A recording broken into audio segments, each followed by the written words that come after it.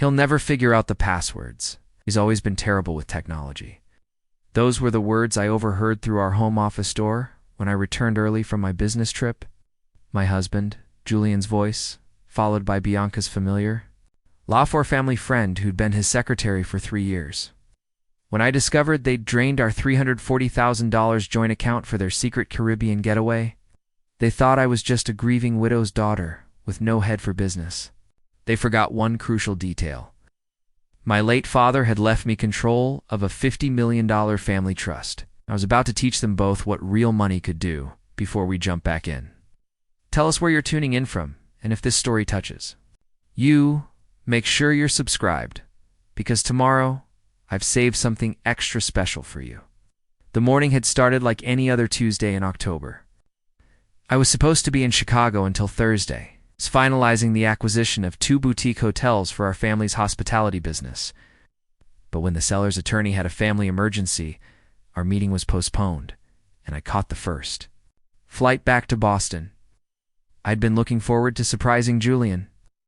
We'd been married for 8 years, and lately he'd seemed distant. Stressed about his struggling marketing consultancy, I thought maybe some unexpected time together would help reconnect us. I even stopped at his favorite bakery on Newberry Street, picking up those expensive French pastries he loved. Our Victorian townhouse in Back Bay was unusually quiet when I unlocked the front door at 2:30 p.m. Julian's Tesla was in the driveway, along with a silver BMW I didn't recognize but seemed familiar. I called out, but no one answered. Setting down my luggage in the bakery box, I heard muffled voices coming from the second floor, from Julian's home office. "The transfer went through this morning," I heard him saying as I climbed the stairs. $340,000, just like we planned. My heart stopped.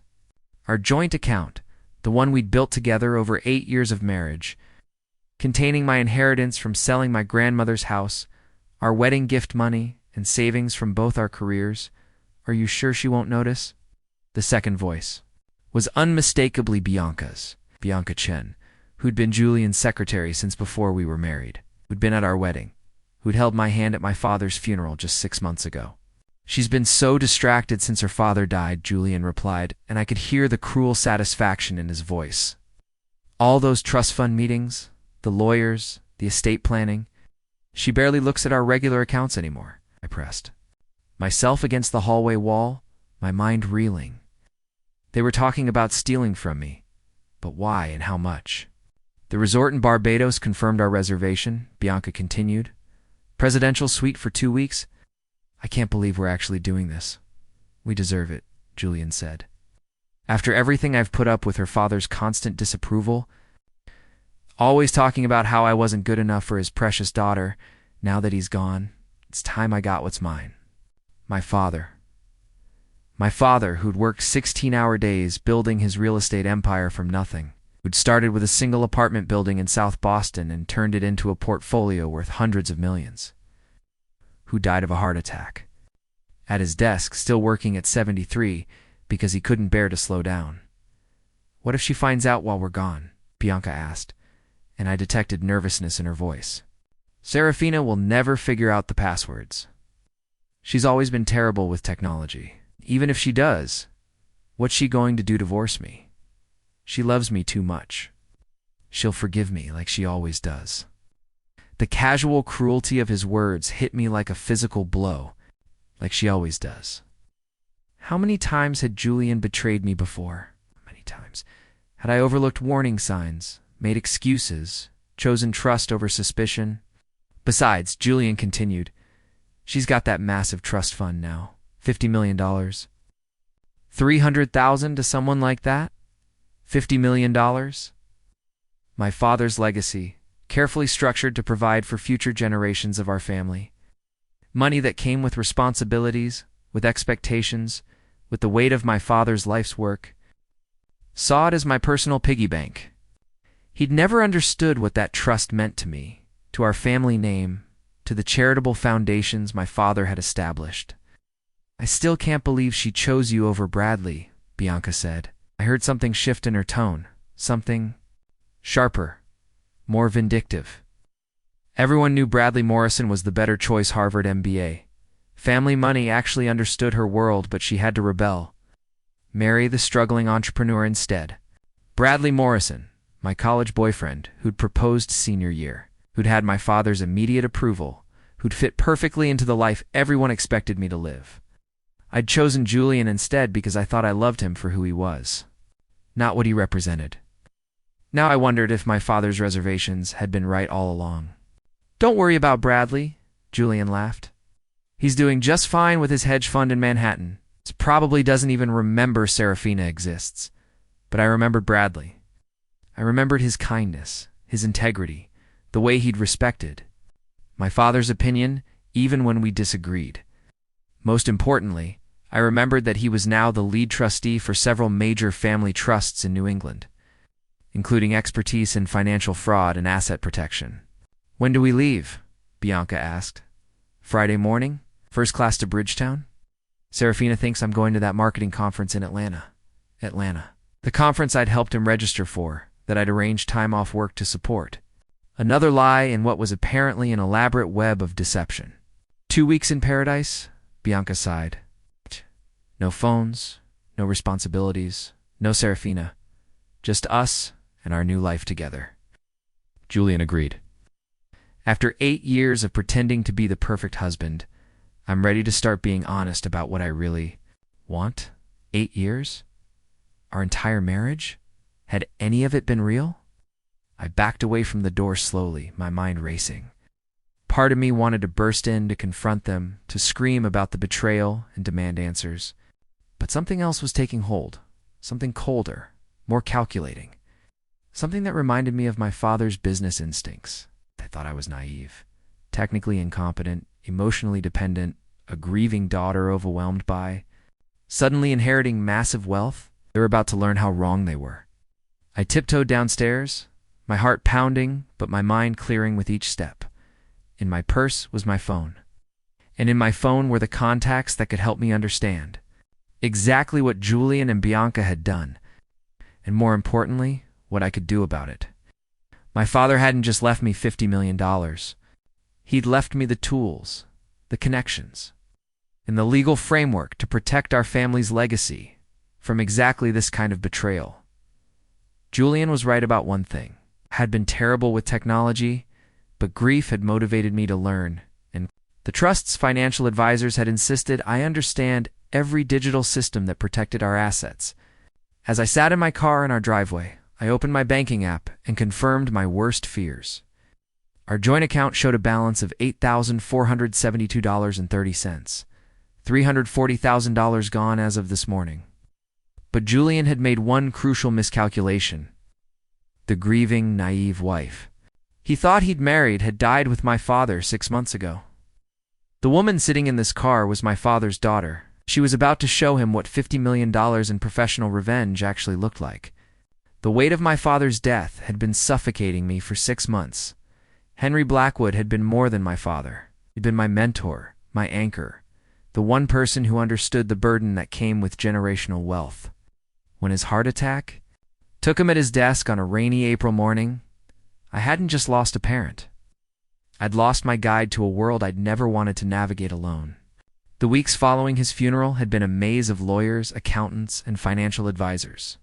Suddenly, I was responsible for a $50 million trust that supported 12 different charitable foundations, employed over 300 people across various businesses, and carried the weight of my father's 40-year legacy. Everyone spoke to me in careful, measured tones, treating me like fragile crystal that might shatter under the pressure. Julian had been my emotional refuge during those overwhelming months. Preparing and narrating this story took us a lot of time. So if you are enjoying it, subscribe to our channel. It means a lot to us. Now back to the story. While lawyers explained complex estate structures and accountants detailed tax implications, he'd been the one to hold me while I cried, to make sure I ate dinner, to remind me that I was still Serafina, not just Henry. Blackwood's heir.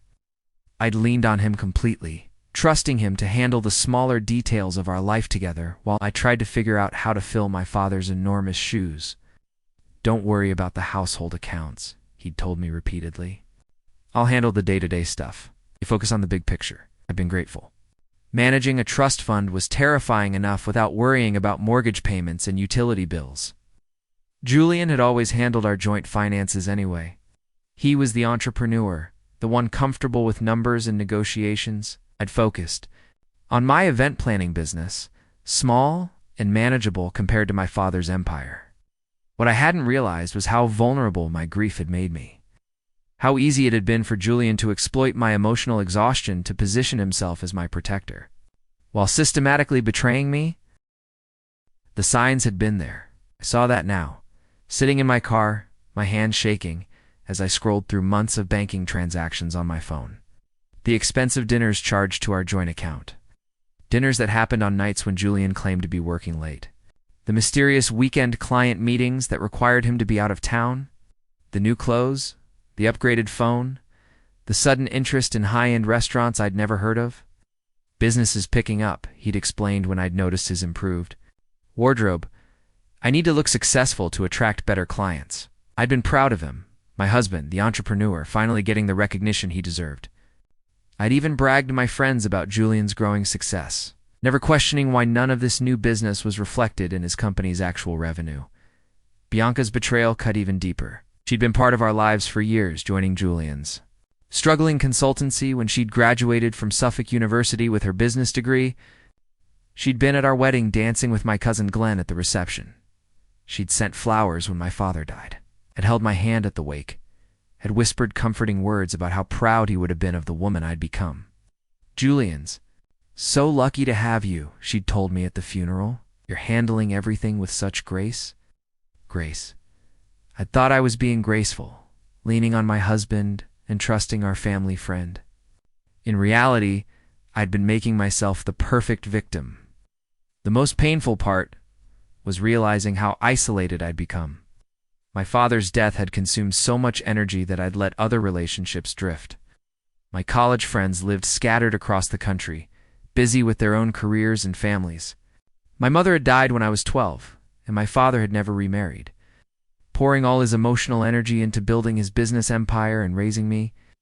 The business world my father had inhabited was filled with people who knew my name, who treated me with professional respect, but who didn't really know me. They saw Henry Blackwood's daughter, the heir to his fortune, not Serafina, the person. In the months since his death, I'd attended dozens of meetings where men in expensive suits spoke to me like I was playing dress-up in my father's world. "Your father was a visionary," they'd say. "We're here to help you preserve his legacy." But none of them had asked what I wanted. None of them had bothered to learn that I'd graduated magna cum laude from Boston. It's college with degrees in both business and psychology. That I'd built my event planning company from nothing, growing it to 6 employees and $500,000 in annual revenue. That I'd been my father's unofficial advisor on employee relations and customer service for years, attending his board meetings and offering insights he genuinely valued. They saw a grieving daughter, overwhelmed by sudden wealth. Julian saw a convenient source of funding for his midlife crisis. Bianca saw an obstacle to her romantic ambitions. None of them saw the woman my father had actually raised, someone who'd learned business strategy at the dinner table, who'd spent summers working in his properties to understand every aspect of the operation, who'd inherited not just his money, but his instincts for reading people and situations. Father had taught me that the most dangerous opponent was the one who underestimated you. "Let them think you're weak," he'd once told me after a particularly difficult negotiation with a contractor who tried to overcharge us. "Let them reveal their true intentions, then use their assumptions against them," sitting in my driveway. Looking up at the house I'd shared with Julian for 5 years, I realized I was in the perfect position to follow my father's advice. Everyone thought I was broken, dependent, technically incompetent. Julian and Bianca were so confident in their deception that they were planning a 2-week vacation with my money. Believing I'd never notice or never have the strength to fight back, they were about to discover that grief hadn't made me weak. It had made me angry. And anger combined with $50 million in my father's business network was about to become their worst nightmare. I looked at my phone again, at the contact list that included some of the most powerful financial minds in New England. My father's colleagues, his attorneys, his investigators, people who'd respected him and who, by extension, were prepared to help his daughter. Julian thought he was stealing from a naive widow's child. He was actually stealing from Henry Blackwood's heir, and Henry Blackwood had never lost a fight that mattered.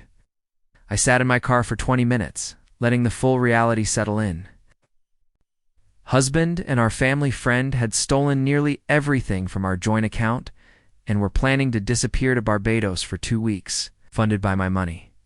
But the more I thought about it, the more questions emerged.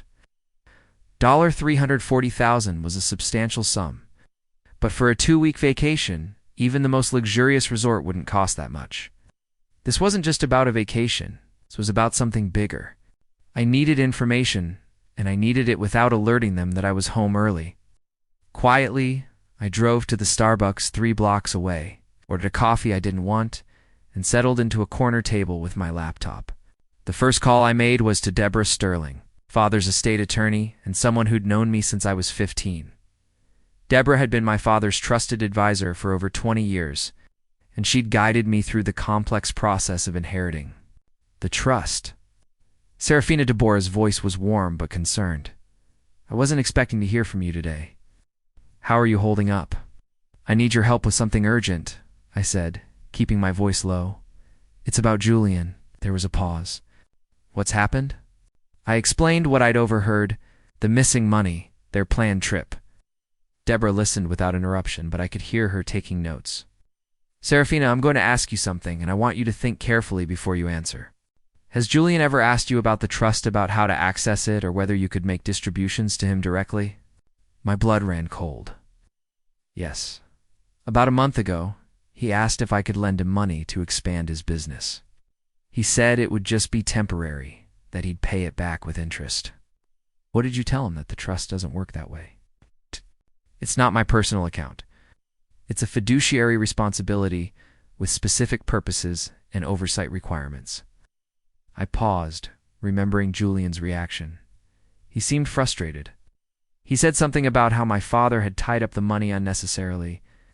Serafina, I think we need to look at this more carefully. Can you access your personal banking from where you are? I logged into our joint checking account and walked Deborah through the transaction history over the past 6 months. What I found made my stomach drop. The withdrawals had been happening gradually since July, 2 months after my father's death. Small amounts at first, $2,000 here, $5,000 there. It's amounts that wouldn't trigger automatic alerts. That could be explained as legitimate expenses, but they'd been steadily increasing in size and frequency. He's been testing you, Deborah said grimly, seeing how much he could take before you noticed. But why now? Why such a large amount? All at once? Because something's changed? Serafina, I need you to check something else. Can you access Julian's business accounts? As his wife, you should have been added as an authorized user for tax purposes.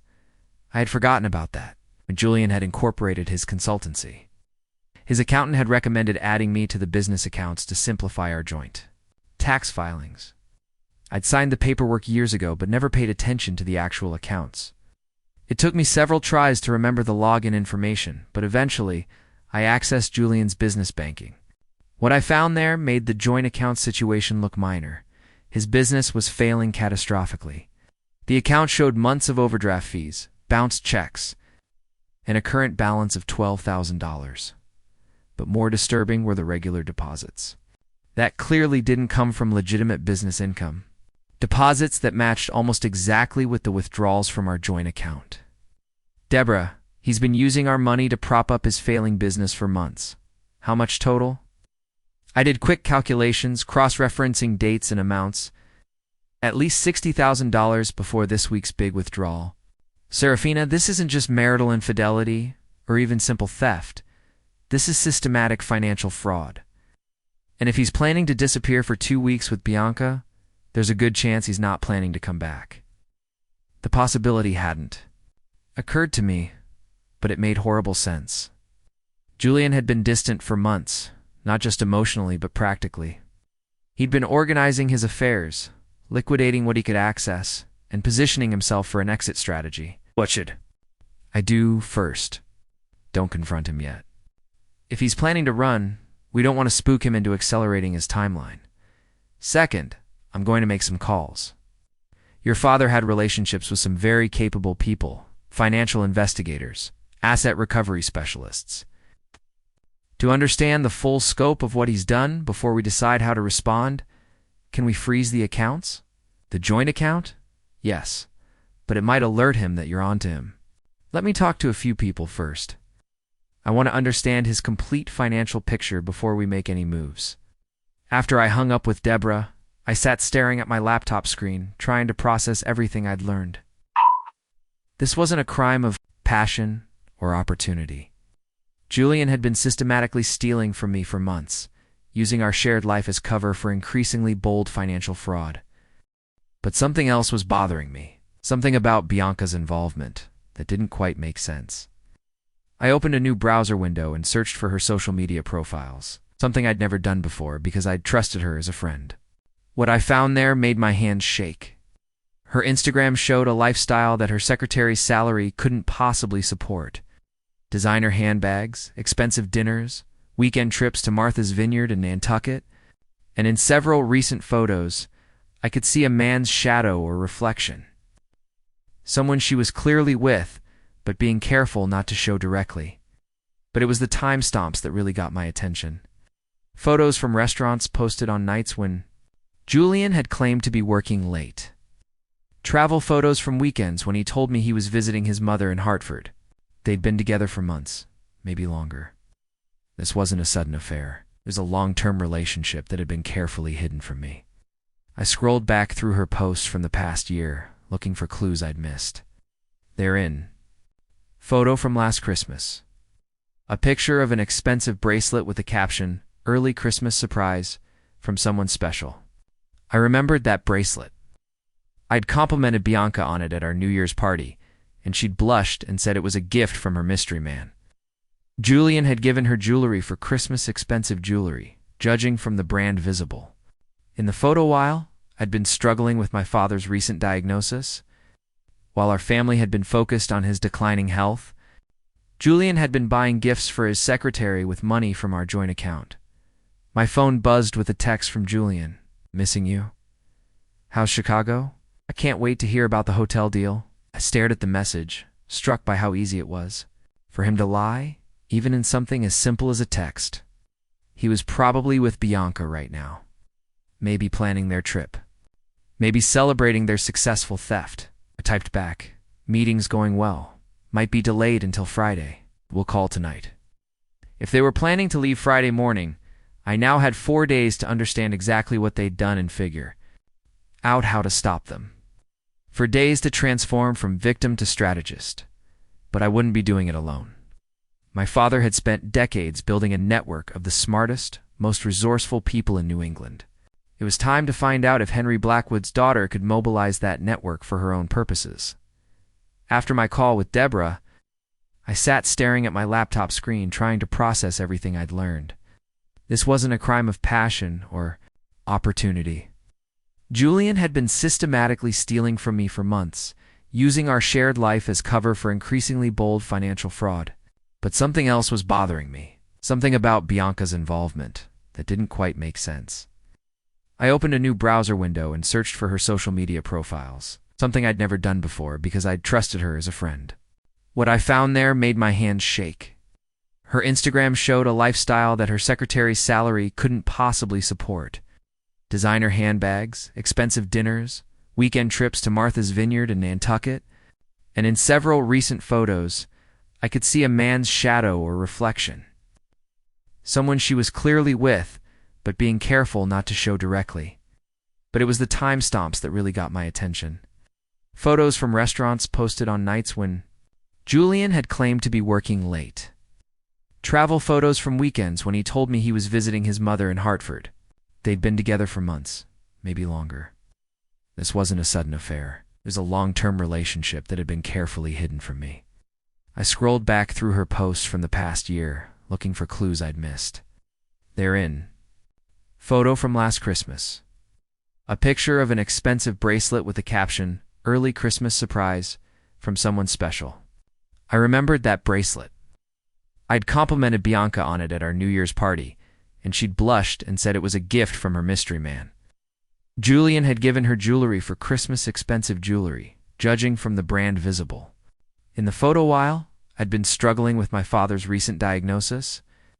While our family had been focused on his declining health, Julian had been buying gifts for his secretary with money from our joint account. My phone buzzed with a text from Julian. "Missing you. How's Chicago? I can't wait to hear about the hotel deal." I stared at the message, struck by how easy it was for him to lie, even in something as simple as a text. He was probably with Bianca right now. Maybe planning their trip. Maybe celebrating their successful theft. I typed back, "Meeting's going well. Might be delayed until Friday. We'll call tonight." They were planning to leave Friday morning. I now had 4 days to understand exactly what they'd done and figure out how to stop them. For days to transform from victim to strategist. But I wouldn't be doing it alone. My father had spent decades building a network of the smartest, most resourceful people in New England. It was time to find out if Henry Blackwood's daughter could mobilize that network for her own purposes. 20 minutes after my call with Deborah, my phone rang with a number I didn't recognize. When I answered, a crisp, professional voice introduced herself as Elaine Rodriguez, financial investigator with Sterling and Associates, apparently one of the firms my father had used for sensitive matters. "Mrs. Blackwood Henderson," she said. Using my married name with a slight emphasis that suggested she had opinions about it, "Deborah Sterling asked me to reach out to you immediately. She's explained the basic situation, but I need to ask you some specific questions to understand what we're dealing with." I found myself gravitating toward her direct, no-nonsense approach. It's after months of people treating me like fragile glass. It was refreshing to speak with someone who seemed to see me as a capable adult facing a serious problem. First question. Do you have any reason to believe Julian has access to information about your trust fund bank statements, legal documents, anything that would give him detailed knowledge of your assets? The question hit me like ice water. He sees mail that comes to the house, legal documents, bank statements. I never thought to hide them. What about passwords, computer access? My stomach dropped. We share a home computer, and I paused, embarrassed. I'm terrible at remembering passwords. I write them down in a notebook that I keep in my desk at home. There was a long silence. "Mrs. Henderson, I need you to assume that Julian has complete knowledge of your financial situation, your trust, your personal accounts, your business assets, all of it." The implications crashed over me. Julian knew about the trust's structure, its value, its limitations. Then his theft of our joint account wasn't desperation or opportunism. It was the opening move in a much larger scheme. What would he be able to do with that information? That depends. Does Julian have any legal authority over your affairs, power of attorney, business partnerships, anything that would give him signing authority? I thought carefully. No direct authority over the trust. That has multiple trustees and strict oversight. But my heart sank as I remembered. We have some smaller joint investments of vacation rental property we bought in Vermont, some stock portfolios managed by his financial advisor. How much total value? Maybe $200,000 in the rental property. Another $150,000 in the investment accounts. And who manages those accounts day to day? Julian does. Sign the paperwork, but he handles all the communications with the investment firm. Lane's silence spoke volumes. Finally, she said, "I'm going to need you to check those accounts immediately. All of them. And Mrs. Henderson, don't do it from your home computer or your usual devices. Can you access everything from where you are now?" Hands were shaking as I logged into our investment accounts from my laptop. The Vermont property account showed a recent sale completed just 3 weeks ago. The proceeds, $187,000, had been transferred to an account I didn't recognize. "The rental property," I said, my voice barely a whisper. "He sold it 3 weeks ago without your knowledge." I thought he was just talking to realtors about getting it appraised for insurance purposes. "He said the market was good, that we should know its current value." The investment portfolios were worse. Account after account showed liquidation transactions dating back to months. Everything had been sold and transferred to external accounts that weren't in my name. "Elaine, it's all gone?" Everything except the trust. He's liquidated nearly $400,000 in assets over the past 2 months. And you never received any confirmation calls or emails about these transactions? I thought back through recent months, trying to remember. There were some calls, but Julian always answered them. He said they were routine check-ins from our advisor. Mrs. Henderson, I think we need to consider the possibility that this isn't just theft. This looks like someone methodically liquidating assets in preparation for permanent disappearance. The word hit me like a physical blow. Disappearance. Not just an affair. Not just financial infidelity, but complete abandonment. 8 years of marriage. Everything we'd built together. Discarded so he could start over with Bianca and my money. There's something else, Elaine continued. Deborah mentioned that Julian recently asked about accessing your trust directly. Can you tell me exactly what he said? I recounted the conversation from a month ago, Julian's frustration when I'd explained the trust's restrictions, his comment about my father tying up the money unnecessarily. Did he ask about specific procedures, how decisions are made, who has authority, anything like that? Yes, actually. He wanted to know if there were emergency provision situations where funds could be released quickly without the normal oversight process. And what did you tell him? That there are provisions for family emergencies, medical crises, legal emergencies, things like that? But they require documentation and approval from at least 2 trustees. Another long pause. Mrs. Henderson, I think Julian has been planning this for months, possibly since your father's death. The timing isn't coincidental. He waited until you inherited significant wealth and began systematically accessing everything he could reach legally, while positioning himself to access more. But the trust has safeguards. He can't just steal $50 million. Nobody might. Not need to. If he's successfully stolen $400,000 to $500,000 from your joint assets, plus whatever business funds he's diverted, he could disappear with close to $1 million total. Enough to live very comfortably in a country without extradition treaties. The scope of the betrayal was staggering. This wasn't an affair that had gotten out of hand. This was a calculated, long-term plan to systematically rob me and disappear. Julian had been playing a different game entirely. One where our marriage was just cover for the biggest theft of his life. What do we do now? First, we document everything. I'm sending you a secure link where you can upload screenshots of all these accounts. All transaction histories, everything. Second, we need to understand his exit strategy. If he's planning to disappear Friday, he's got logistics in place new. Identities, international accounts, somewhere to go where he thinks he can't be found. Can we stop him, Mrs. Henderson? Your father didn't just leave you $50 million. He left you connections to some of the most sophisticated financial recovery and investigation capabilities in the country. Julian made one crucial mistake. What's that? He stole from Henry Blackwood's daughter. Your father spent 40 years building relationships with people who don't forget favors owed. And every single one of them is about to learn that someone tried to rob his little girl. For the first time since discovering the theft, I felt something other than shock and betrayal. I felt the stirring of my father's business instincts, the strategic mind he'd spent years developing in me. Elaine, what do you need from me? Everything you can remember about Julian's plans, his habits, his connections. And Mrs. Henderson, don't go home tonight. If he's planning to disappear, and if he suspects you might know something, you could be in danger. Danger. The word sent a chill through me.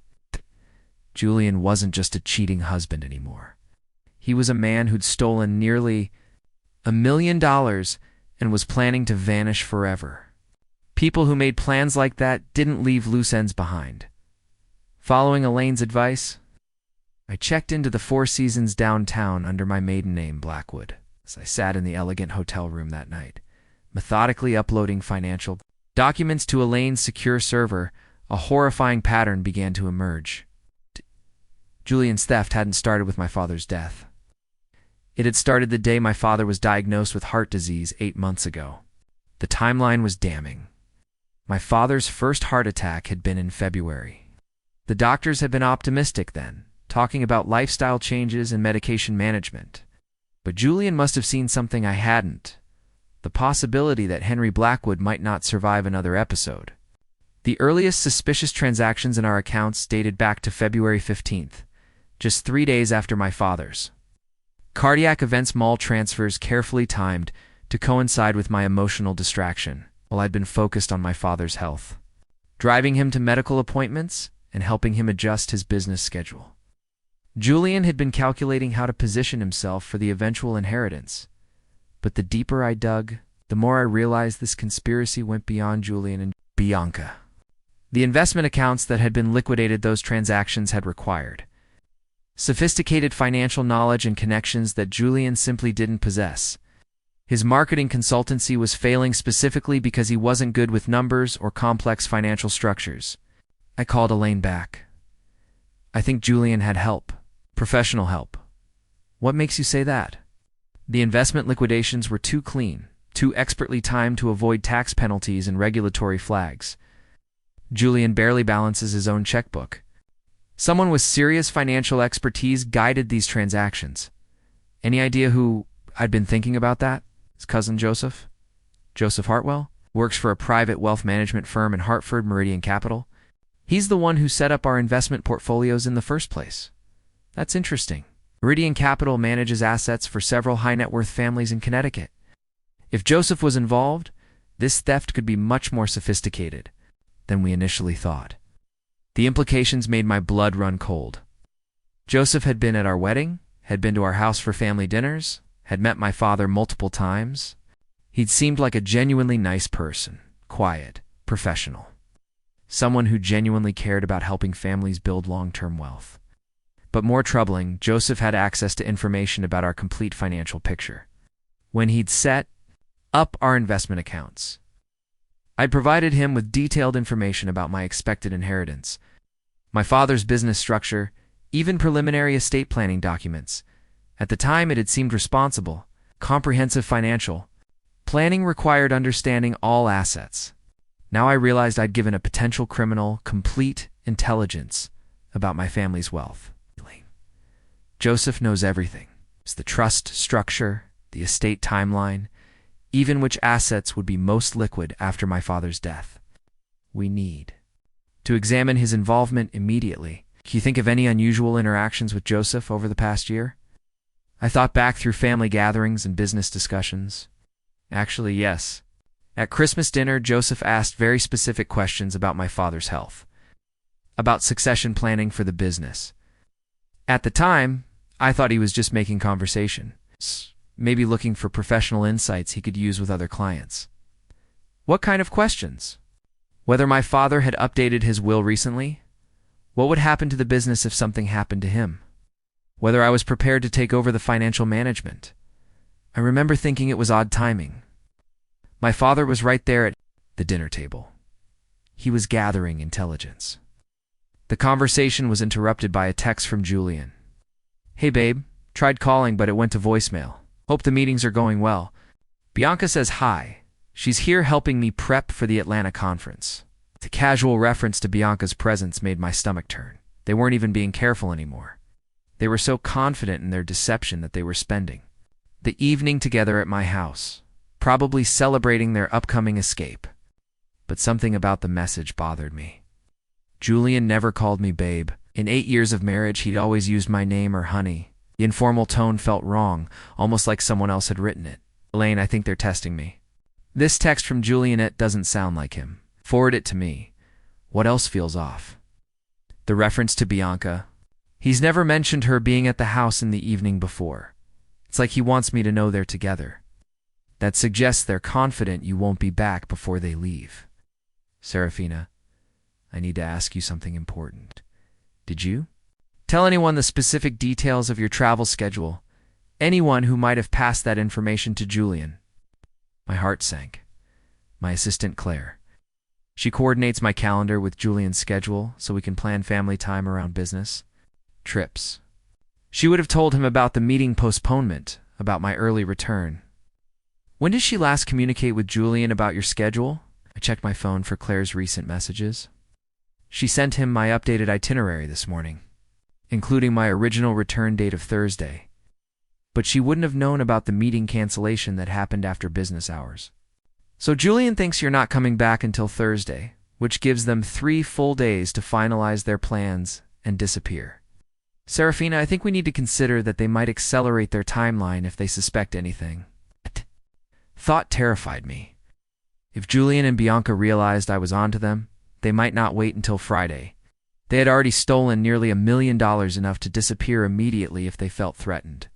What should I do about the text? Respond normally, but don't give them any reason to think you're suspicious.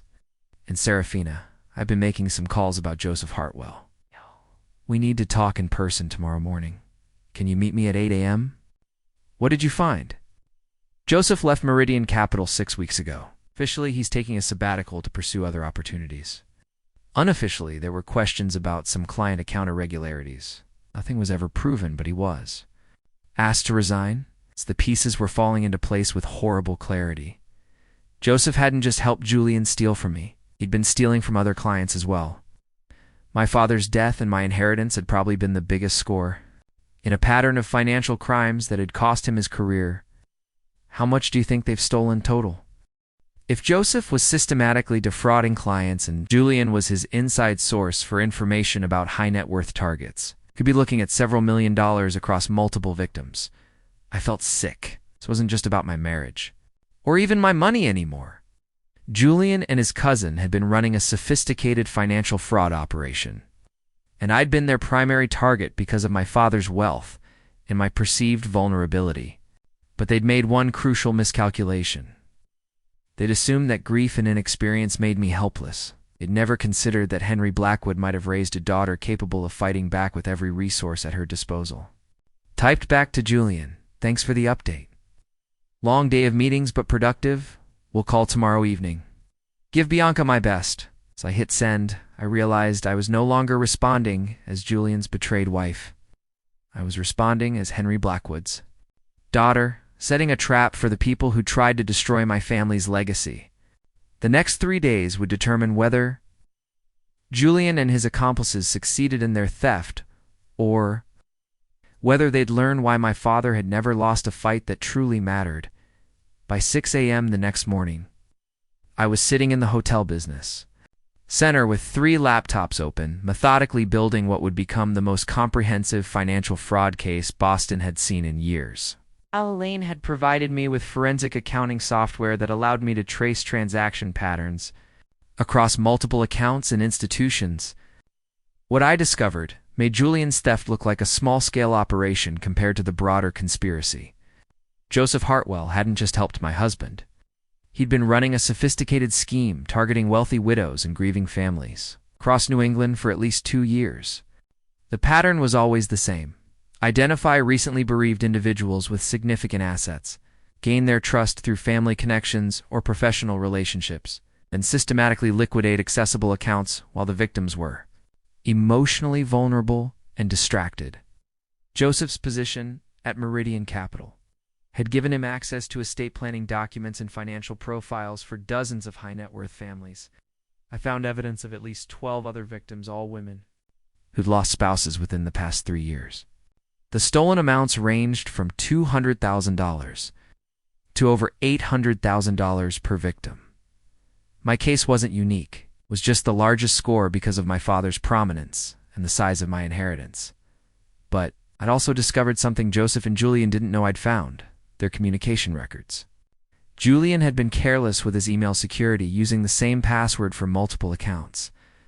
Through his business email, I'd accessed months of correspondence with Joseph that documented their entire operation. The emails revealed chilling details about their planning. Joseph had been monitoring obituaries and estate probate filings, identifying potential targets based on asset size and family structure. He'd specifically targeted women like me, those who inherited substantial wealth but lacked extensive financial experience.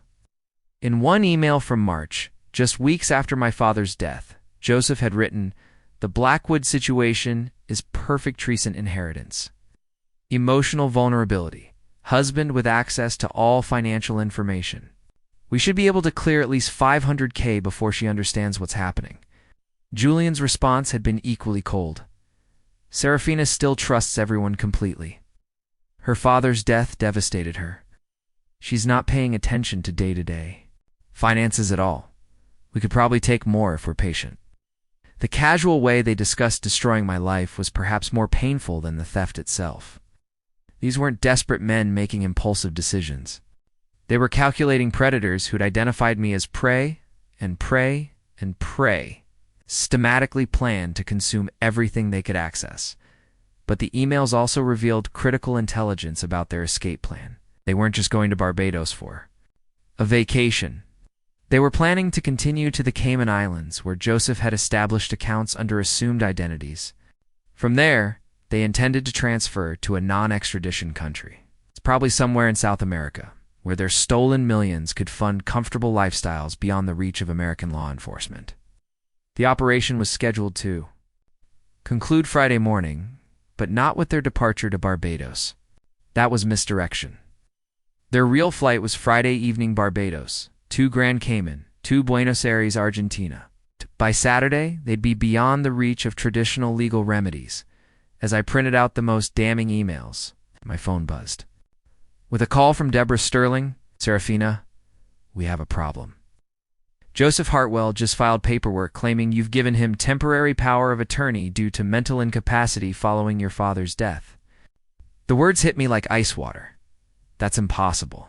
I never signed anything like that. I know, but he's got documentation that looks legitimate. Psychological evaluation, claiming you're suffering from severe depression and decision-making.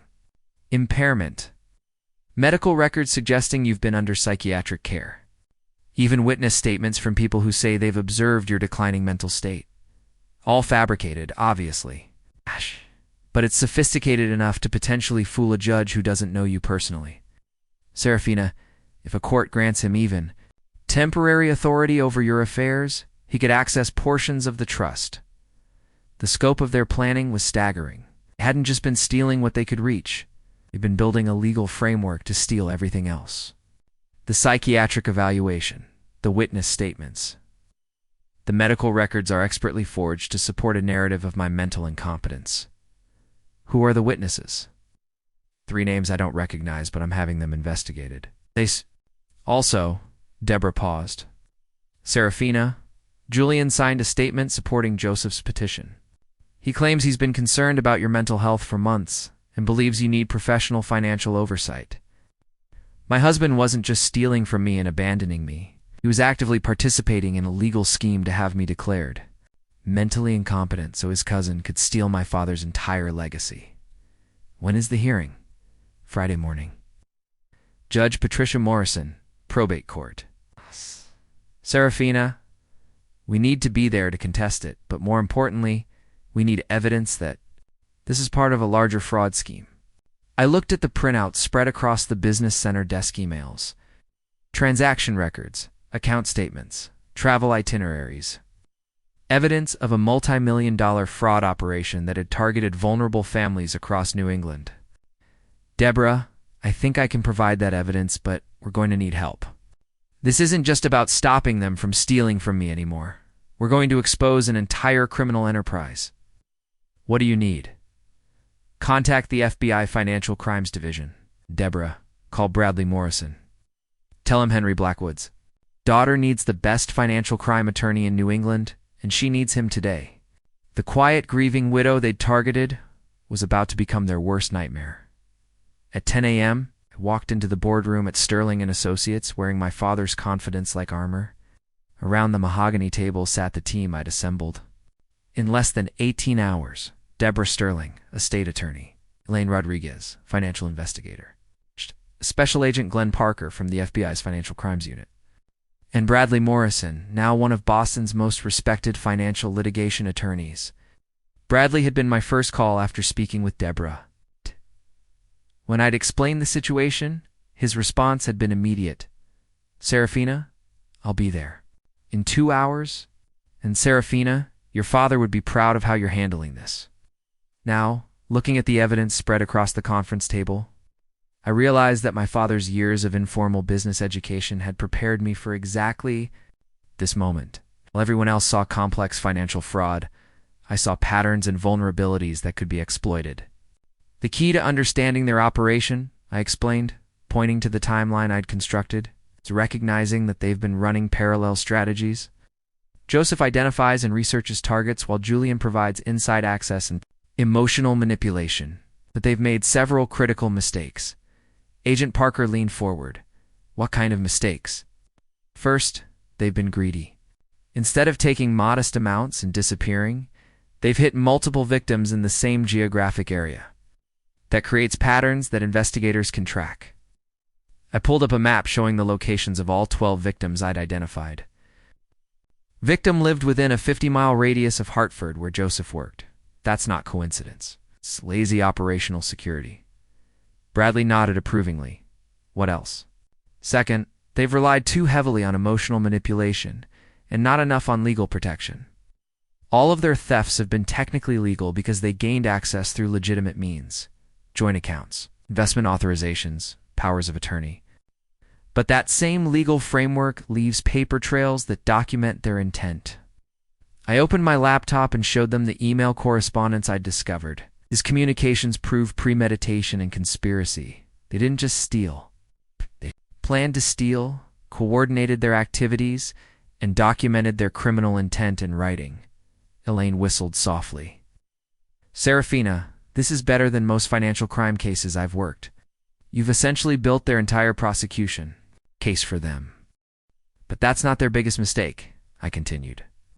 Their biggest mistake was underestimating what my father taught me about business warfare. The room went quiet. Agent Parker raised an eyebrow. Business warfare? My father didn't build his empire by being nice. He built it by being smarter, more ruthless, and better prepared than his competitors. When someone tried to cross Henry Blackwood, he didn't just defeat them, destroyed them so completely that they became cautionary tales for anyone else who might consider challenging him. I stood and walked to the whiteboard, sketching out a strategy that had been forming in my mind since discovering the theft. Julian and Joseph think they're playing chess while I'm playing checkers. They're about to discover that I learned chess from a grandmaster. What do you have in mind? Deborah asked. We're going to use their own plan against them. They want Me declared mentally incompetent so Joseph can access the trust. Perfect. Let them think they're succeeding. They want to disappear to a non-extradition country with their stolen millions. Even better, we're going to help them get there. Bradley looked concerned. Serafina, that sounds incredibly risky. It's the only way to catch them, with everything they've stolen from all their victims. If we arrest them now, they'll claim the money was legitimately accessed through their various authorizations. Their lawyers will argue that grieving widows gave them permission to manage assets during emotional crisis. I turned back to the group. But if we let them execute their escape plan while we're monitoring everything, we catch them in the act of international money laundering, identity, fraud, and permanent theft. Plus, we recover assets for all their victims, not just me. Agent Parker was taking detailed notes. You want to run a sting operation using yourself as bait? Exactly. I want to use the one advantage they don't know I have. Trust fund isn't just money. It's a network of business relationships, legal connections, and investigative resources that my father spent 40 years building. Julian thinks he's stealing from a naive widow. He's actually stealing from an organization that has more power and resources than most small countries. Elaine leaned back in her chair. Your father really did prepare you for this, didn't he? He used to tell me that the most dangerous opponent was the one who let you think you were winning until the moment you discovered you'd already lost. Julian and Joseph have been so focused on my money that they never bothered to understand what else my father left me. I pulled out my phone and showed them my contact list. Governors, senators, federal judges, international banking executives, heads of major corporations. They're about to learn that stealing from Henry Blackwood's daughter means going to war with Henry Blackwood's entire legacy. The room was silent for a moment. Then Bradley smiled. The same smile I remembered from college when he was about to demolish an opponent in debate class. So what's the plan? The plan we developed was elegant in its simplicity. Let Julian and Joseph believe they were winning while we documented every aspect of their criminal enterprise. But executing it required me to become someone I'd never been before. Master manipulator, capable of deceiving the people who thought they knew me best. That evening, I returned home for the first time since discovering the theft. Julian was in the kitchen cooking dinner with an enthusiasm I hadn't seen in months. The scene would have been touching if I hadn't known he was celebrating the success of his theft. "Serafina, you're back early," he said, embracing me with what felt like genuine warmth. "How did Chicago go?" "Exhausting," I replied, allowing myself to lean into him the way I always had. "The hotel deal fell through. Some issue with the financing that I couldn't understand. All that legal and financial language just goes over my head." I watched his face carefully as I delivered the line we'd crafted. Julian's expression shifted almost imperceptibly, a flash of satisfaction that he quickly covered with sympathy. "I'm sorry, honey. I know how much you wanted that deal to work out. Sometimes I wonder if I'm really cut out for this business world," I continued, sitting heavily at the kitchen table. "My father made it look so easy, but I feel like I'm drowning in details I don't understand." Julian sat across from me, taking my hands in his. "You're being too hard on yourself. It's natural to feel overwhelmed after everything you've been through." "Maybe you're right. Joseph called me yesterday, actually. He suggested that maybe I should consider letting someone else handle the more complex financial decisions for a while, just until I feel more confident." The mention of his cousin's name made Julian's grip on my hands tighten slightly. Joseph's very smart about these things. What did he suggest? Okay, some kind of temporary arrangement where he could help manage the more complicated aspects of the trust, he said. "There are legal ways to delegate authority when someone is going through a difficult emotional period." I watched Julian's face as he processed this information. This was the moment of truth. Would he push for Joseph's involvement, knowing it was part of their scheme to steal from me? "That might not be a bad idea," he said carefully. "Just temporarily, until you feel more like yourself again." The casual way he encouraged me to hand over control of my father's legacy to his criminal cousin was breathtaking. But I maintained my vulnerable expression, nodding uncertainly. "I don't know. It feels like giving up on what my father wanted me to do." "Serafina, your father wanted you to be happy and secure. He wouldn't want you struggling with responsibilities that are making you miserable." Over dinner, Julian continued, "To subtly encourage the idea of letting Joseph handle my financial affairs. He was smooth, never pushing too hard, always framing it as concern for my well-being. If I hadn't known about their scheme, I might have been genuinely touched by his apparent care for my emotional state, or something else," I said as we finished eating. "I've been having trouble sleeping, trouble concentrating. Dr. Matthews thinks I might benefit from some counseling to deal with my father's death." This was another element of our plan. Agent Parker had arranged for a trusted psychiatrist to create a treatment record that would contradict Joseph's fabricated mental health evaluation. "That sounds like a good idea," Julian said. "You've been through so much. The only thing is, Dr. Matthews wants to do a comprehensive evaluation. She said it might take several sessions to really understand how the grief is affecting me." "Whatever you need, honey. Take all the time you need." Julian's eagerness for me to undergo psychological evaluation was chilling. He was actively encouraging steps that he believed would support Joseph's petition to have me declared competent. After dinner, I excused myself to take a bath, giving Julian privacy to make the phone calls I knew he needed to make. From upstairs, I could hear his voice through the thin walls, though I couldn't make out specific words. But I didn't need to. Elaine had installed monitoring equipment that would record everything. When I came downstairs, Julian was on the couch, watching television, looking more relaxed than I'd seen him in months. "Feeling better?" he asked. "A little." I called Joseph and told him I'd like to meet tomorrow to discuss his offer to help with the financial management. Julian tried to hide his excitement, but I could see it in his eyes. "That's great, Serafina. I think you're making the right decision." As we got ready for bed, I played the role of the grateful, dependent wife, who was finally accepting help with burdens too complex for her to handle alone. Julian played the part of the caring husband, concerned only with my well-being and recovery. But lying in bed next to him, listening to his steady breathing as he slept peacefully beside me, I felt a cold satisfaction knowing that every word of our conversation had been recorded, every element of his deception documented. Tomorrow, Joseph would meet with the woman he thought was a vulnerable mark, ready to hand over control of $50 million. Instead, he'd be walking into a trap that would capture not just him and Julian, but evidence of their entire criminal operation. They'd taught me to be a better actress than I'd ever known I could be. By the end of the week, they'd discover just how convincing my performance had been. The meeting with Joseph took place at his new office, a small suite in a Hartford business complex that he'd rented under his consulting company, Hartwell Financial Advisory. The irony wasn't lost on me that he was using stolen money to fund the very business he claimed would help manage my finances. I'd arrived 30 minutes early and sat in my car, watching as FBI surveillance vehicles took positions around the building. Agent Parker's voice came through the nearly invisible earpiece Elaine had fitted me with. "Serafina, remember? Let him do most of the talking.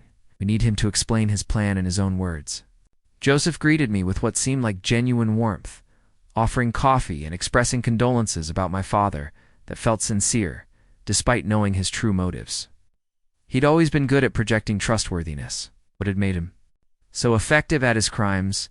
"Serafina, I want you to know how much I appreciate you coming to me during this difficult time," he began, settling behind his desk with a folder of documents. "Julian's told me how overwhelmed you've been feeling. With all the financial responsibilities." "It's been impossible," I replied, letting my voice carry the exhaustion I'd been feigning. "Every day there's another decision to make, another document to sign, another meeting with lawyers or accountants. I don't think I'm the right person for this." Joseph nodded sympathetically. "Your father was a remarkable businessman, but he may not have fully considered how difficult it would be for someone without his experience to suddenly manage such complex assets." The subtle criticism of my father was perfectly calculated, acknowledging his success while suggesting he'd been inconsiderate in expecting me to handle his legacy. It was exactly the kind of manipulation that would work on a genuinely grieving daughter. "That's why I've developed a comprehensive plan to help families in situations like yours," Joseph continued, opening his folder. "Temporary financial guardianship allows someone with expertise to manage complex assets while you focus on healing and rebuilding your life." He slid a document across the desk, the same power of attorney paperwork that Agent Parker had warned me about. But seeing it in person, I was struck by how legitimate it looked. The legal language was precise, the formatting professional, even the signature lines were positioned exactly where they should be. "This looks very official," I said, picking up the document. "It has to be. The courts take financial guardianship very seriously, especially with estates of this size. That's why we've also arranged for a comprehensive psychological evaluation to document the emotional challenges you've been facing." Psychological evaluation. Joseph's expression became even more concerned. "Serafina, I hope you don't take this the wrong way, but Julian and I have been worried about you. It's depression, the confusion about financial matters, the difficulty making decisions. These are all natural responses to grief, but they're also indicators that you might benefit from professional support." He pulled out another document, the fabricated psychological report that claimed I was suffering from severe mental impairment. As I read through it, I was horrified by how convincing it was. The report detailed symptoms I'd never experienced, quoted therapy sessions I'd never attended, and recommended financial oversight I'd never requested. "Dr. Harrison is one of the most respected psychologists in Connecticut," Joseph explained. "She's worked with many families dealing with sudden wealth inheritance and the psychological challenges that come with it." "I've never met Dr. Harrison." Joseph's pause was almost imperceptible. "She based her evaluation on interviews with people close to you, Julian, some of your friends and business associates. It's a standard assessment method when the subject is too emotionally fragile for direct evaluation." The lie was delivered so smoothly that I almost admired his skill.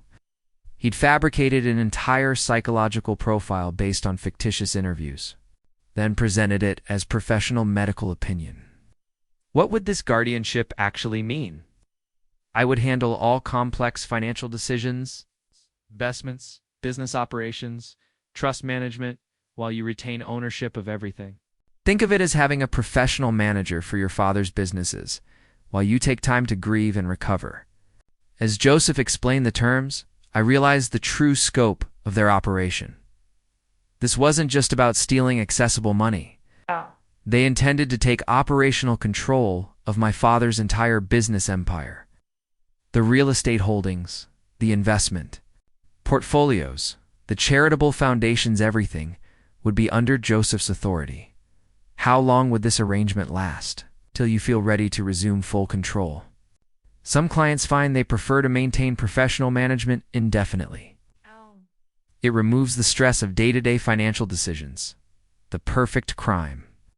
They would legally control everything while I retain technical ownership, meaning they could systematically loot the entire estate over time without it technically being theft. There's just one thing I'm confused about, I said, maintaining my uncertain tone. If you're helping me, why do I need to pay such high management fees?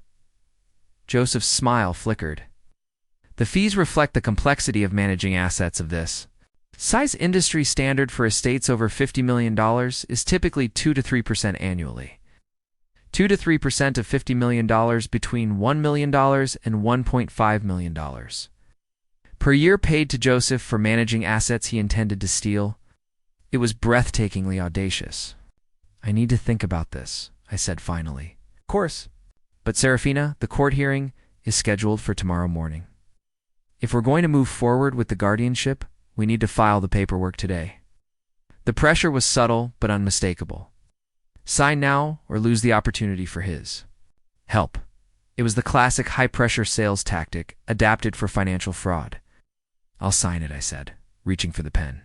As I forged my own signature on documents designed to steal my inheritance, Joseph smiled with what he believed was victory. He had no idea that every word of our conversation was being recorded, that FBI agents were photographing everyone who entered his building, that his entire criminal enterprise was about to collapse around him. Tomorrow's court hearing would be very different from what he expected that evening.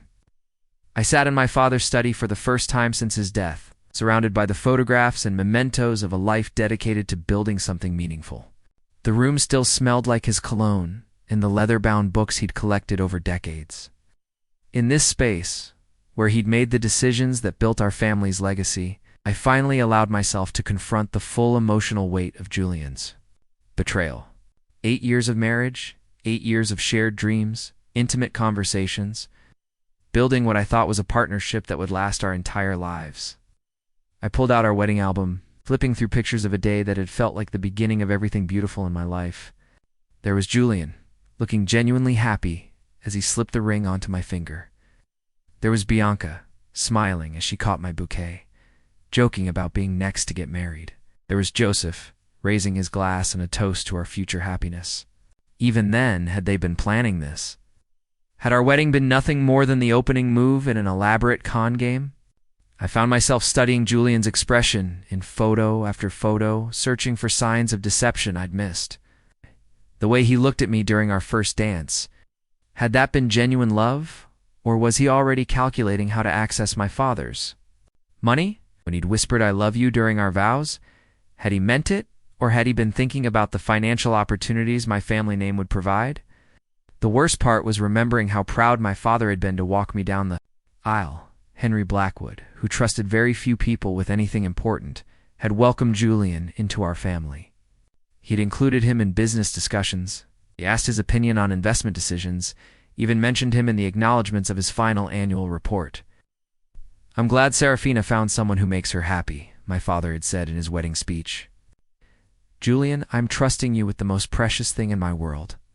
Take care of her." Julian had stood and shaken my father's hand, solemnly promising to always protect and cherish me. The memory made me physically ill now, knowing that he'd been planning to violate that trust from the very beginning. I opened my laptop and scrolled through the email evidence again, looking for clues about when their scheme had actually started. One exchange from November, just 2 months after our wedding, made my blood run cold. Joseph had written, "How's the access situation developing? Any progress on joint accounts?" Julian's response, slower than expected. Seraphine's more independent than her father suggested. She insists on keeping her event planning business separate, and she actually reads everything before signing. We might need to be more patient than originally planned. Originally planned.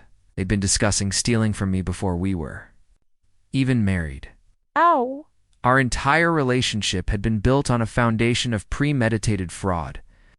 But it was another email from 3 years ago that shattered whatever remained of my heart. Julian had written to Joseph, "Seraphine's pregnant. This complicates our timeline, but it might actually work in our favor long term. Single mothers with substantial assets are often more dependent on financial support." I stared at the screen, unable to breathe. 3 years ago, I'd been pregnant for 6 weeks before miscarrying. The loss had devastated me, and Julian had seemed equally heartbroken, holding me while I cried and reassuring me that we'd try again when I was ready.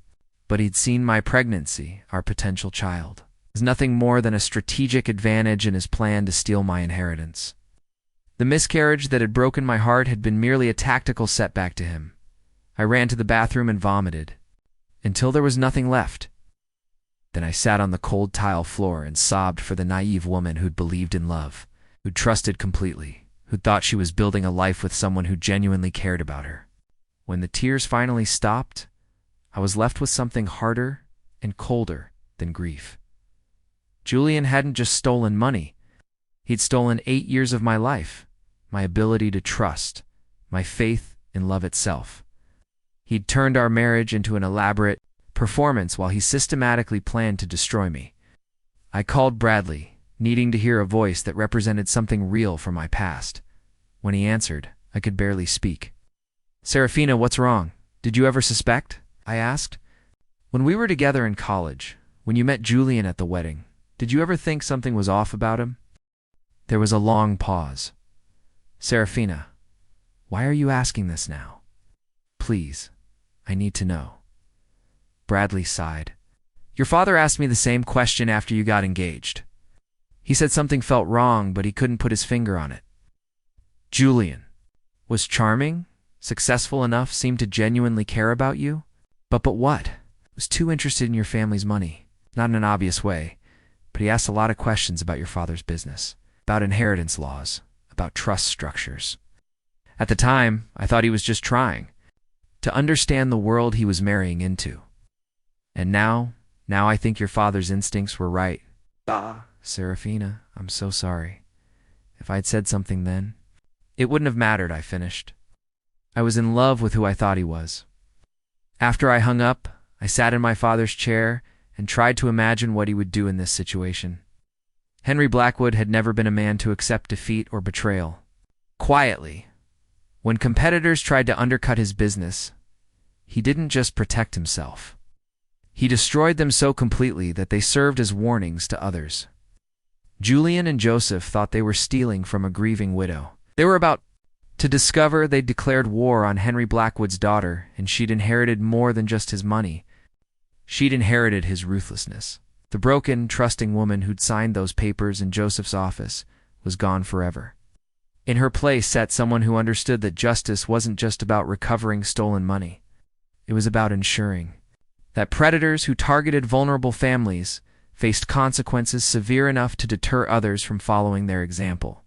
Tomorrow's court hearing wouldn't just be about stopping their theft. It would be about making them pay for every tear I'd shed, every moment of trust they'd violated, every dream they'd poisoned with their greed. By Thursday morning, my father's conference room had been transformed into a war room.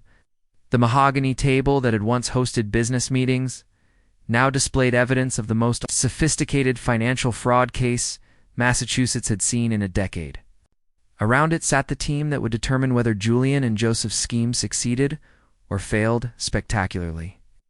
Bradley arrived first, carrying 3 briefcases and looking every inch the Harvard-educated attorney who'd never lost a major financial crimes case. Behind him came Agent Parker, accompanied by 2 other FBI agents I hadn't met, specialists in international money laundering and cyber financial crimes. Deborah brought her paralegal staff and a stenographer to document everything. The stakes were too high to rely on memory or handwritten notes. Elaine arrived with a mobile forensic computer lab, 6 laptops capable of real-time financial tracking across multiple international banking systems. But the most important addition to our team was someone I hadn't expected, Dr. Patricia Harrison, the real psychologist whose identity Joseph had stolen for his fraudulent mental health evaluation. "Mrs. Henderson," Dr. Harrison said, as she shook my hand, "I want you to know how appalled I am that someone used my name and credentials to create that fabricated report. What they've done isn't just fraud. Choice. It's a violation of medical ethics that could have destroyed your life. Can you help us prove the evaluation was fake? I can do better than that. I can provide expert testimony that the psychological profile it created is not only fabricated but professionally impossible. No legitimate psychologist would diagnose severe mental impairment based on third-party interviews alone. It violates every standard of professional practice. Agent Parker opened his laptop and pulled up the surveillance footage from Joseph's office. Serafina, your performance yesterday was flawless. Joseph's completely convinced he's won, but more importantly, he incriminated himself multiple times during your conversation. We watched the recording together and I was struck by how different the interaction looked from an outside perspective. Joseph's manipulation tactics were obvious when you knew what to look for. The way he created urgency, pressured me to sign immediately, presented fictional documents as legitimate medical opinions. The best part, Bradley noted, is that he explained his entire scheme while thinking he was convincing you to cooperate. We have him on tape admitting to fabricating psychological evaluations, forging legal documents, and planning to systematically steal from your trust fund. Elaine had been tracking Julian and Joseph's financial activities overnight. They've been busy since your meeting yesterday. 3 large transfers to offshore accounts, including $200,000 that I believe was stolen from another victim, a widow. In Springfield, whose husband died last month, another victim? Mrs. Eleanor Voss. Her husband died in a car accident 4 weeks ago, leaving her with substantial life insurance and retirement savings. Joseph contacted her within days of the funeral, offering financial management services during her time of grief. The casual way they targeted grieving families was sickening. Eleanor Voss was probably sitting at home right now, trusting Joseph to help her navigate her husband's estate, having no idea she was being systematically robbed.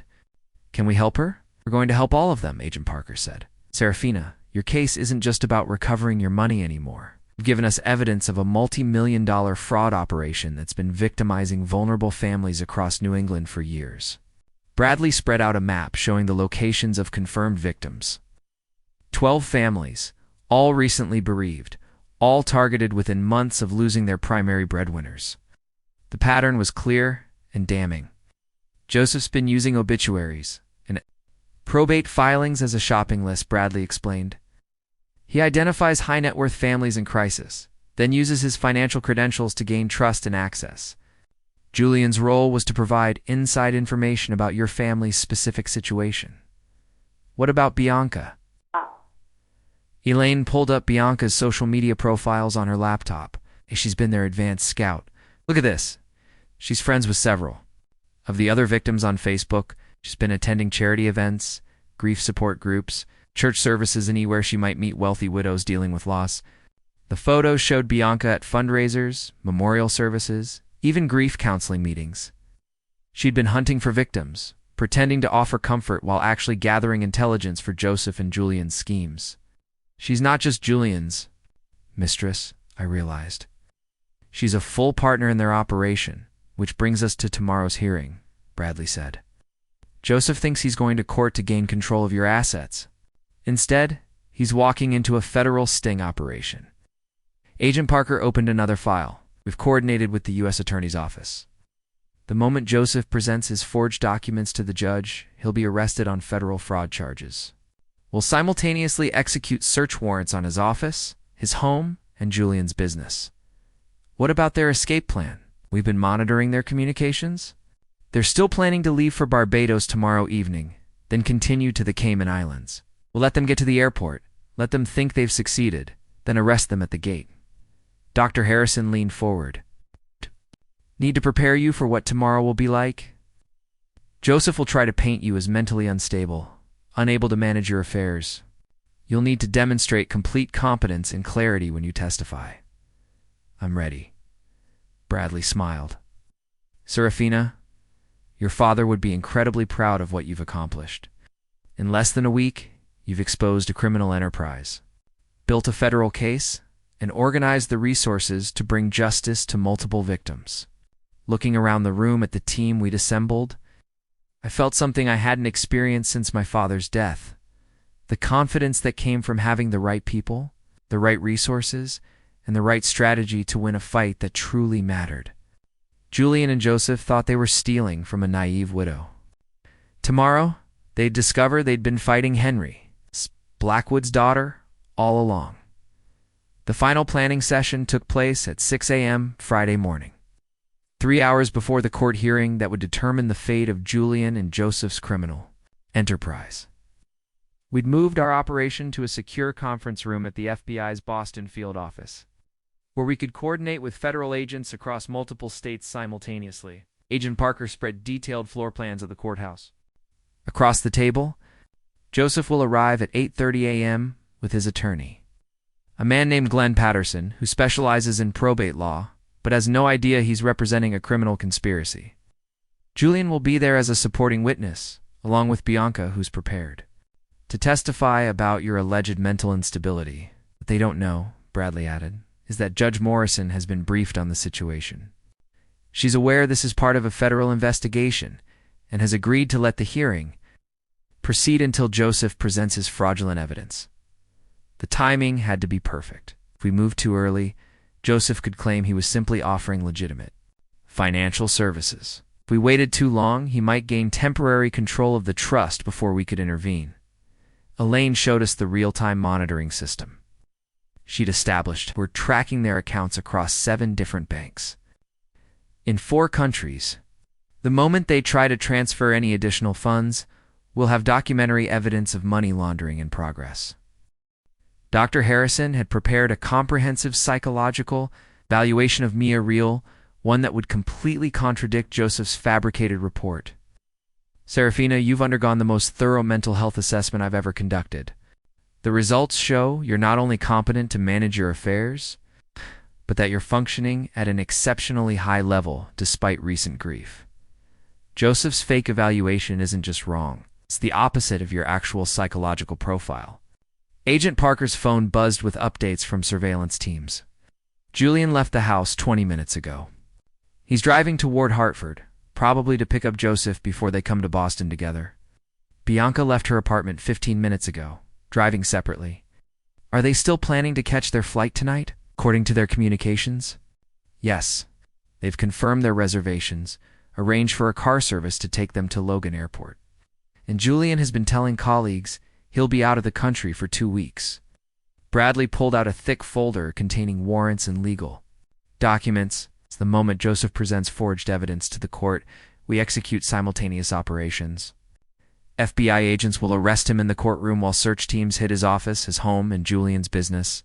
We'll also freeze all identified accounts and issue international warrants for asset recovery. But our plan went beyond just stopping their immediate theft.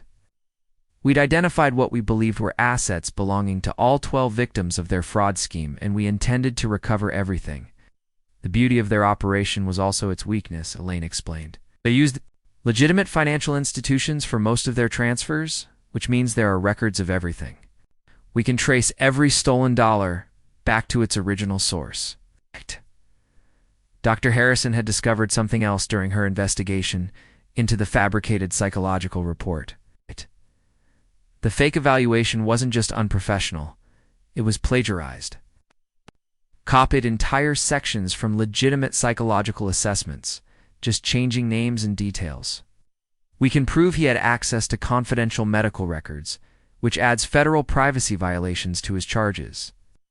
Agent Parker received another update. Our team in the Cayman Islands is in position. The accounts Joseph established there are under surveillance. The local authorities are prepared to freeze everything the moment we give the signal. What about their escape route? We've confirmed their flight plan, Boston to Barbados. Tonight, then Barbados, to Grand Cayman Sunday morning, then Grand Cayman to Buenos Aires Monday evening. They think they'll be beyond our reach by Tuesday morning. Bradley smiled grimly. What they don't realize is that Argentina has been very cooperative with financial crime investigations since their own banking crisis. Buenos Aires won't be the safe haven they're expecting. As we finalized the last details, I realized we weren't just planning to stop a theft. We were orchestrating the complete destruction of a criminal enterprise. Every asset would be recovered, for every victim would be made whole, and every conspirator would face federal charges. Serafina, Agent Parker said, "I need to ask you one more time. Are you absolutely certain you want to go through with testifying today? Joseph's attorney will try to make you look unstable and incompetent in front of a packed courtroom." Right. Thought about Eleanor Voss, trusting Joseph to help her navigate her husband's estate while he stole her life savings. I thought about the 11 other families who'd been victimized by this scheme. I thought about my father, who'd taught me that with great resources came great responsibility to protect those who couldn't protect themselves. Agent Parker, Joseph, and Julian aren't just stealing money. They're preying on families at their most vulnerable moments, turning grief into opportunity for theft. Someone needs to stop them. And I'm the only one who can testify about their methods from direct experience. Bradley gathered his papers. Then let's go to court. It's time to show Joseph Hartwell what happens when you try to steal from Henry, Blackwood's daughter. As we left for the courthouse, I felt my father's presence more strongly than at any time since his death. He'd spent his life building something meaningful, and I was about to ensure that his legacy would be protected from those who'd tried to destroy it. The final phase of our operation was about to begin. The Suffolk County Courthouse was busier than usual that Friday morning, but I noticed the additional security personnel positioned strategically throughout the building. FBI agents in plain clothes, court officers who weren't part of the regular staff, and technical personnel setting up equipment that looked like standard courtroom audio systems, but were actually recording devices capable of capturing evidence with perfect clarity. I entered the probate courtroom at exactly 8:45 a.m., dressed in the conservative business suit my father had bought me for my first board meeting. Joseph was already seated at the plaintiff's table with his attorney, Glenn Patterson, looking confident and prepared. Julian sat in the gallery behind them, wearing his best suit and the expression of concerned husband he'd perfected over 8 years of marriage. Bianca sat 3 rows back, dressed professionally and carrying a folder that I assumed contained her fabricated testimony about my mental state. She looked genuinely nervous, which suggested she might not fully understand the legal jeopardy she was in. Judge Patricia Morrison entered promptly at 9 a.m. She was a woman in her 60s, with silver hair and the no-nonsense demeanor of someone who'd spent decades dealing with complex family financial disputes. What Joseph didn't know was that Judge Morrison had presided over several high-profile financial fraud cases and had been personally briefed by the FBI about today's operation. "This is the matter of Hartwell versus Henderson," she announced. "Regarding petition for temporary financial guardianship, Mr. Patterson, you may proceed." Joseph's attorney stood and delivered an opening statement that was both professional and completely ignorant of the true situation. He spoke about the challenges of sudden wealth inheritance, the emotional impact of losing a parent, and the responsible approach of seeking professional financial management during difficult times. Your Honor, Mrs. Henderson has been struggling with the complex responsibilities of managing a $50 million trust fund. The psychological evaluation we've submitted demonstrates that she's currently unable to make sound financial decisions due to grief-related depression and anxiety. Patterson presented Joseph's fabricated psychological report as if it were legitimate medical documentation. I watched Judge Morrison's expression remain neutral as she reviewed documents she already knew were fraudulent. "Mr. Hartwell," the judge said, addressing Joseph directly, "please explain your qualifications to serve as Mrs. Henderson's financial guardian." Joseph stood and delivered what he clearly believed was a compelling presentation of his credentials. He detailed his years at Meridian Capital, his experience managing high-net-worth portfolios, and his family relationship with Julian that gave him personal insight into my situation. What he didn't know was that every word was being recorded, not just for the court record, but as evidence in the federal case against him. When he claimed expertise in managing assets similar to Mrs. Henderson's inheritance, he was documenting his knowledge of my financial situation in ways that would later prove premeditation. "Your Honor," Joseph continued, "I've prepared a comprehensive management plan that would protect Mrs. Henderson's assets while allowing her to focus on healing from her recent loss." He presented the plan with charts and graphs that looked impressively professional, but I knew that Bradley and the FBI had already analyzed every detail. identifying numerous elements that were designed to facilitate theft rather than asset protection. When it was time for witness testimony, Julian took the stand and delivered. A performance that would have been convincing if I hadn't known about his criminal conspiracy. He spoke about his concerns for my mental health, his observations of my difficulty managing financial decisions, and his belief that professional oversight would be in my best interest. My wife has been struggling since her father's death, Julian testified, looking directly at me with what appeared to be genuine concern. She's confused by complex financial documents. She's been having trouble sleeping. And she's made several comments about feeling overwhelmed by the responsibility of managing such substantial assets. Every word was carefully crafted to support Joseph's petition while sounding like the observations of a caring husband. If I hadn't read his emails planning my financial destruction, I might have been touched by his apparent devotion. Bianca's testimony followed the same pattern. She spoke about her friendship with me, her observations of my emotional state, and her professional opinion as Julian's secretary, that I would benefit from expert financial guidance. Serafina has always been more comfortable with creative work than business management, Bianca said, her voice carrying what sounded like genuine affection. I think she's trying to honor her father's memory by managing his business empire, but it's clearly causing her significant distress. Finally, it was my turn to testify. As I walked to the witness stand, I could see Agent Parker positioned near the back of the courtroom, his hand near his radio. The moment had arrived when Joseph would either succeed in gaining control of my assets or discover that his entire scheme had been exposed. Mrs. Henderson, Bradley began, are you prepared to tell this court about your actual mental and emotional state and about the events that led to Mr. Hartwell's petition? I looked directly at Joseph, seeing the confidence in his eyes as he waited for me to confirm his narrative of mental incompetence. Yes, I said clearly, I'm prepared to tell this court exactly what Mr. Hartwell and my husband have been planning. Joseph's expression shifted from confidence to confusion to dawning horror as he realized that the vulnerable woman he thought he was manipulating was about to destroy him. My testimony lasted 47 minutes and dismantled Joseph's entire criminal operation piece by piece. Speaking clearly and methodically, I presented evidence of systematic financial fraud that had been targeting grieving families across New England for over 2 years. Your Honor, the psychological evaluation submitted by Mr. Hartwell is completely fabricated, I began, pulling out Dr. Harrison's legitimate assessment.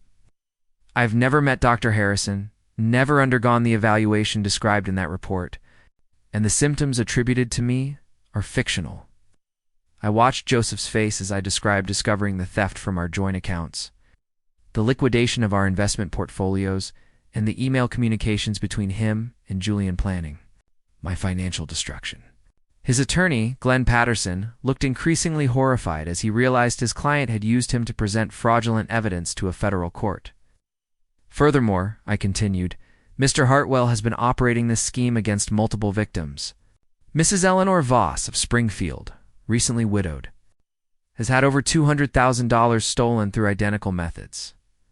Mr. and Mrs. Davidson of Worcester lost their retirement savings after Mrs. Davidson's cancer diagnosis. The pattern is consistent and intentional. Bradley stood and presented the evidence. We'd compiled bank records, email communications, forged documents, and testimony from other victims who'd been contacted by FBI agents over the past 2 days. The scope of the conspiracy became clear as each piece of evidence was entered into the record. Judge Morrison's expression grew increasingly stern as the testimony continued. When I finished, she called a brief recess, during which Joseph huddled frantically with his attorney while Julian sat pale and silent in the gallery. Mr. Hartwell, Judge Morrison said, when court resumed, do you have any response to these allegations? Joseph stood shakily. Your Honor, I believe Mrs. Henderson is experiencing paranoid delusions related to her grief. The financial transactions she's described were all legitimate. That was when Agent Parker stepped forward and placed Joseph under arrest. Joseph Hartwell, you're under arrest for federal wire fraud, money laundering, identity theft, and conspiracy. To commit theft, Agent Parker announced as he approached the plaintiff's table, you have the right to remain silent. The courtroom erupted in controlled chaos as FBI agents moved in. Julian was arrested as he tried to slip out the back door. Bianca was detained as a material witness. Her folder of fabricated testimony now evidence in a federal case. Glenn Patterson, Joseph's attorney, immediately requested to withdraw from representation and began cooperating with federal investigators. He'd unknowingly participated in presenting fraudulent evidence to a federal court and was eager to minimize his own legal exposure. Judge Morrison formally denied Joseph's petition and ordered all his assets frozen pending investigation. More importantly, she issued emergency protective orders for all identified victims, ensuring their remaining assets would be secured while authorities worked to recover what had been stolen. As I left the courthouse, I felt the satisfaction of knowing that justice wasn't just theoretical, it was being served in real time. The operation wasn't over yet. Julian and Joseph had been planning to flee the country in just 8 hours, and we still needed to recover the millions of dollars they'd already moved to offshore accounts. The next phase would determine whether their victims recovered their life savings or lost everything to a scheme that had been years in the making. But as I walked past the news crews gathering outside the courthouse, I knew my father would have been proud. Henry Blackwood's daughter had just dismantled a criminal enterprise that had preyed on vulnerable families. And she'd done it using the very network of relationships and resources he'd spent a lifetime building. The hunt for their stolen millions was about to begin. With Julian and Joseph in federal custody, the focus shifted to recovering the millions of dollars they'd already moved to offshore accounts. Their arrests had been deliberately timed to give us maximum advantage. They were in jail, but their money was still accessible through accounts they'd established under false identities.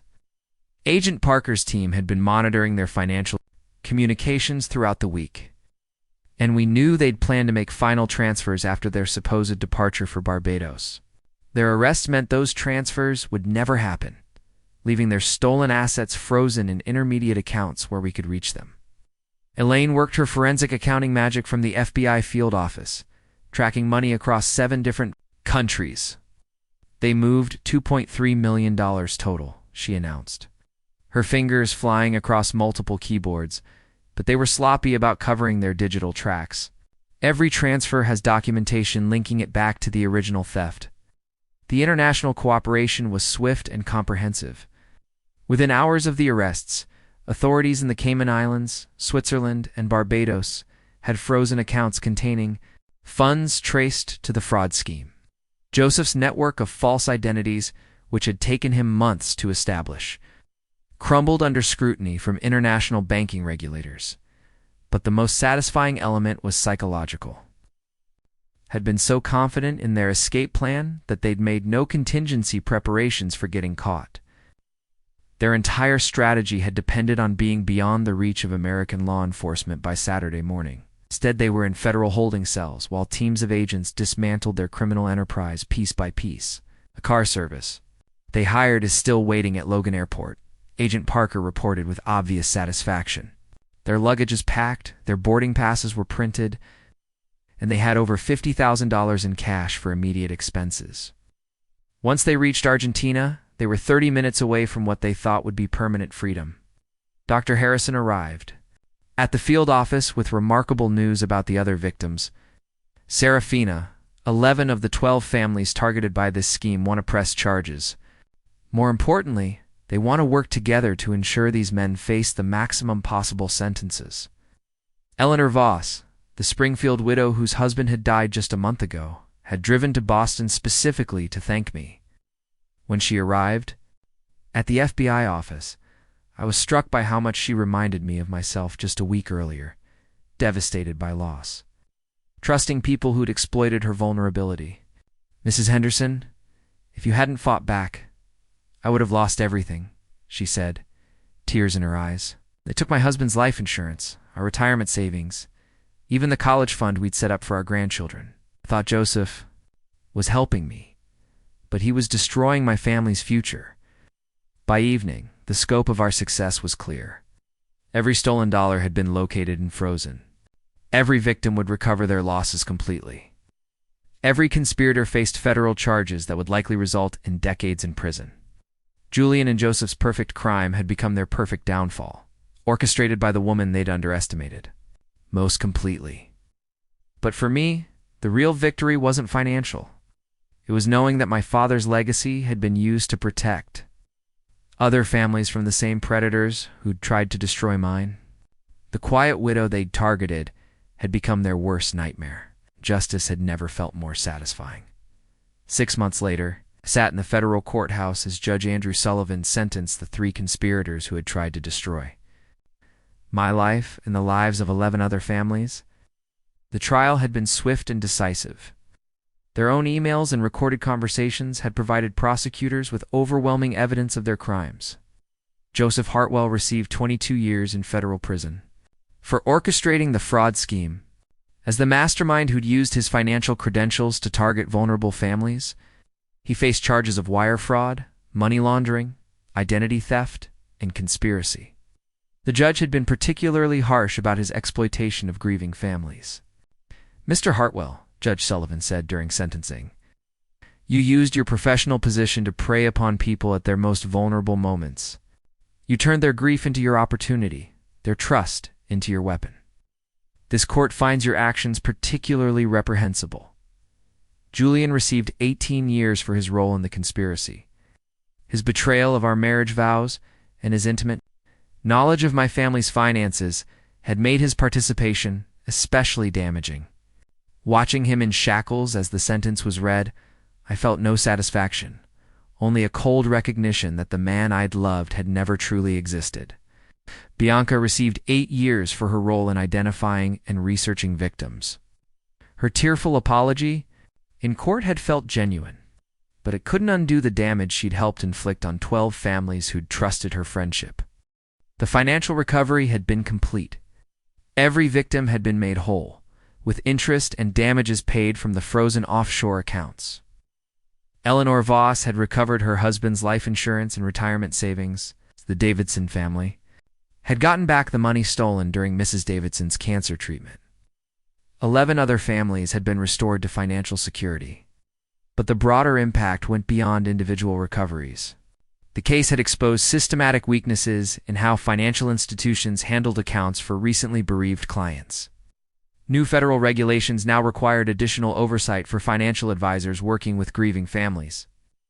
Agent Parker, who'd become something of a friend through the investigation, had been promoted based on his work exposing the fraud ring. "Serafina," he told me after the sentencing, "this case has become a model for how to investigate financial crimes targeting vulnerable populations. Your willingness to fight back saved not just your family's legacy, but potentially dozens of other families who might have been victimized." Dr. Harrison had testified as an expert witness about the psychological manipulation tactics used by the conspirators. Her research on financial fraud schemes targeting grieving families had been published in several professional journals, helping other psychologists recognize and report similar situations. As I left the courthouse that day, I realized that my father's death had led not just to personal devastation, but to a kind of rebirth. The naive woman who'd trusted completely was gone, placed by someone who understood that sometimes protecting what matters most requires being willing to fight battles you never expected to face.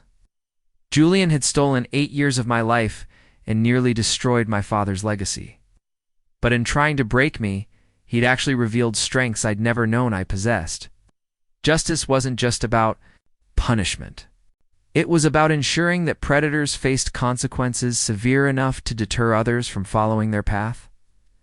2 years after Julian's sentencing, I stood in the conference room of the Henry Blackwood Foundation for Financial Justice, looking out at Boston Harbor, where my father had first brought me as a child to teach me about perseverance. The foundation had grown beyond anything I'd initially envisioned, becoming a national resource for families targeted by financial predators. The organization employed 12 full-time investigators, 6 attorneys specializing in financial fraud, and a network of victim advocates who'd experienced similar betrayals. We'd helped recover over $50 million in stolen assets and had assisted in prosecuting dozens of financial creditors across the country. Eleanor Voss had become our lead victim advocate, using her own experience to help other recently widowed women recognize and avoid financial manipulation. Serafina taught me that grief doesn't make us weak. She often told the families we helped. It makes us vulnerable, but it also makes us strong enough to fight for what matters. Bradley had joined our board of directors, bringing his legal expertise to cases that reminded us both why some battles were worth fighting regardless of the cost. Our relationship had evolved into something deeper than our college. Romance, a partnership built on shared values and mutual respect for what we'd both learned about justice and resilience.